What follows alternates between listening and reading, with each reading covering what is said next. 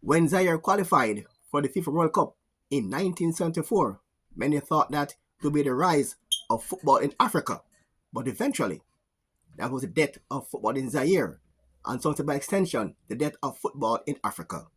Welcome to The Unpleasant Truth.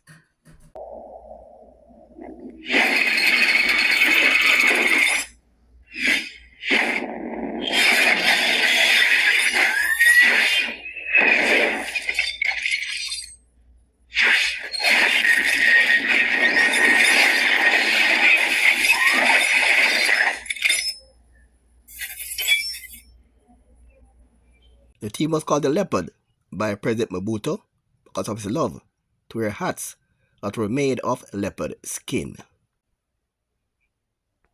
The president invited the players over to his residence, and they were given cars and also housing, and the fund was set up, and the players were of the assumption that it was for them. But persons who were part of the football officials and government officials began to dip into that fund, and now the fund began to dry up. The team, they played their first game against Scotland on June 14, and they played a good first half, but eventually they lost the game by 2-0. Their second game against Yugoslavia, in that game, things took a turn for the worst.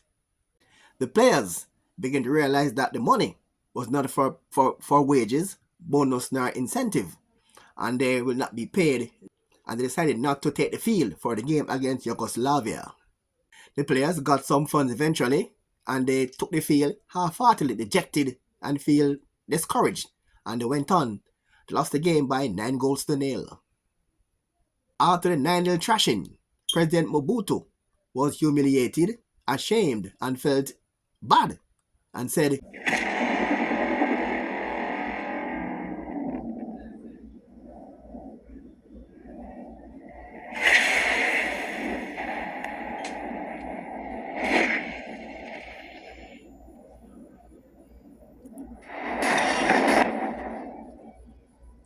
on June 22nd, their third group game was against world champions Brazil.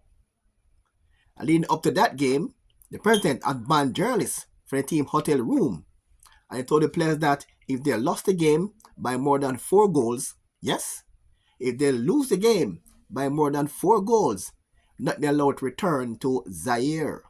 Yes, indeed, that's serious. If they were defeated by more than 4 clear goals, they were not allowed to return to their homeland, Zaire.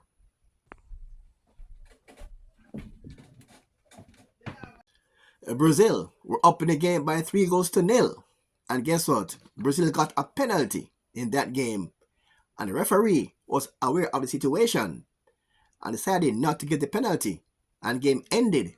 And Zaire lost by 3-0. And on that, the team was allowed to return home.